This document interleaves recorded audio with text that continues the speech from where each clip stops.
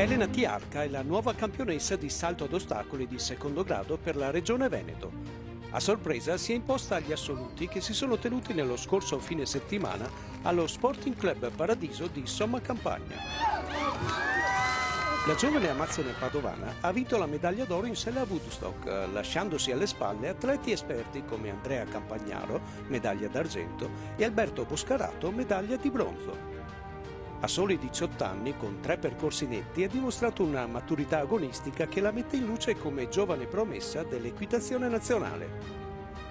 Un anno particolarmente felice che l'ha vista sul podio in diverse occasioni. Quest'anno è cominciata alla grande con l'argento ai campionati a Pontedera, ai campionati italiani indoor, continuato alla grande con l'oro a squadre del campionato Veneto appunto a squadre e oro anche al campionato Veneto assoluto secondo grado, il mio primo, ritirato secondo grado a gennaio, quindi direi un risultato che non aspettavo. La grande passione per il suo Woodstock e l'impegno costante in allenamento hanno dato vita ad un binomio vincente. Passo 4 ore in maneggio tutti i giorni. In questo periodo con la scuola è stato più difficile e infatti anche in scuderia ho montato solo Woodstock per questo ultimo periodo. Gli dedico tanto tempo perché è un cavallo davvero formidabile, è sensibile, ha bisogno di stare con me e penso che i risultati che abbiamo ottenuto siano anche frutto del rapporto che abbiamo costruito insieme in questi 2 anni e mezzo. Una buona cornice di pubblico ha accompagnato la 3 giorni degli assoluti organizzati dal Comitato Veneto, che ha visto imporsi nel primo grado Giorgia Baldon con Audace, mentre nella categoria brevetti la vittoria è andata a Margherita Valentino su Taiga de Pamadou. Nel criterium di secondo grado, primo posto per Jessica Cirabisi, mentre per il criterium di primo grado medaglia d'oro per Linda Fedrigo. Tra gli ambassador, vittoria per Daniele Beghini e medaglia d'argento per Gabriele Tibaldo. Grande la soddisfazione per la città di Verona che vede tornare protagonista il cavallo in una città dalla grande tradizione equestre. La cosa che più fa piacere è che veramente il mondo del cavallo continua ad ampliarsi. Una volta magari aveva un circuito molto ristretto, invece oggi è alla portata di tutti, quindi il piacere di andare a cavallo veramente è concesso a tutti e tutti si possono avvicinare. Giustamente la federazione applica una politica inclusiva e dando una possibilità a tutti di provare ad andare a cavallo, quindi di montare e magari dopo di specializzarsi nelle varie discipline. Testimonial d'eccezione degli assoluti è stato Rossano Galtarossa, plurimedagliato olimpico di canoa, con alle spalle la partecipazione a ben 6 Olimpiadi. Un campione dello sport che ora si sta impegnando per promuovere l'attività sportiva come scuola di vita. Sono convinto che la pratica di base sia fondamentale per la crescita dell'individuo, ma non solo dalla parte fisiologica, soprattutto dalla parte caratteriale e mentale. Serve poi, e ne ho contezza personale, serve poi anche quando tutti noi ci troviamo poi ad affrontare la quotidianità anche in contesti diversi, magari lontani da quella che è il mondo atletico, il mondo sportivo, ed è veramente una scuola di vita, ne sono convinto e quindi tutti i giorni cerco di adoperarmi per convincere le persone dell'importanza appunto della pratica sportiva.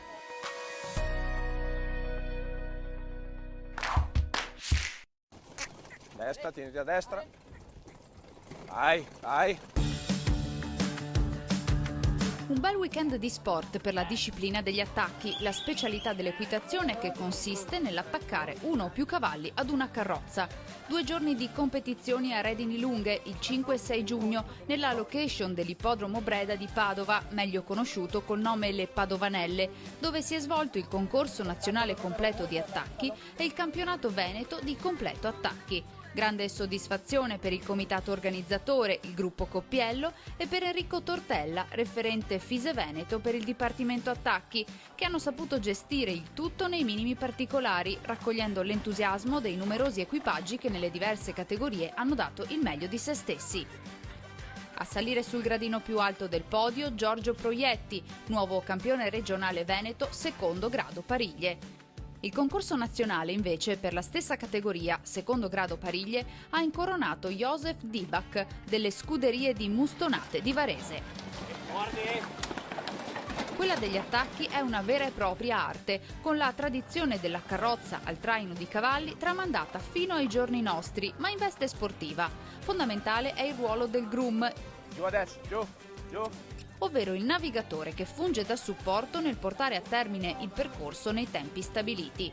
Il campionato di completo poi è particolarmente appassionante. Si inizia con la prova dressage, in cui viene valutato in particolare l'addestramento e la sintonia del cavallo con il proprio driver.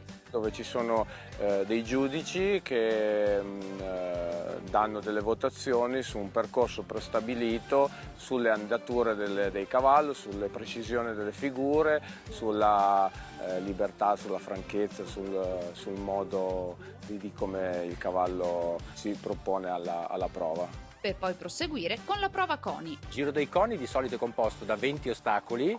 Di questi ostacoli ce ne sono di singoli, quindi 2 coni, e ce ne sono anche certi che sono ostacoli multipli, come può essere una serpentina o zig-zag, dove ci sono 4 coppie di coni da guidare in conseguenza. Conclude la gara la prova maratona, la più suggestiva e avvincente. È suddivisa in 2 fasi, prima il riscaldamento e poi... Di conseguenza questo hanno 10 minuti per riprendere fiato, dove viene eseguita una visita veterinaria con un veterinario che verifica poi le condizioni metaboliche del cavallo, e poi partono per la fase B, nella quale incontrano per questa gara 5 ostacoli che sono dei labirinti. Viene preso tutto quello che il cavallo può dare, quindi all'interno dell'ostacolo il cavallo deve essere agile, veloce, scattante, e quindi è molto molto spettacolare e molto bello.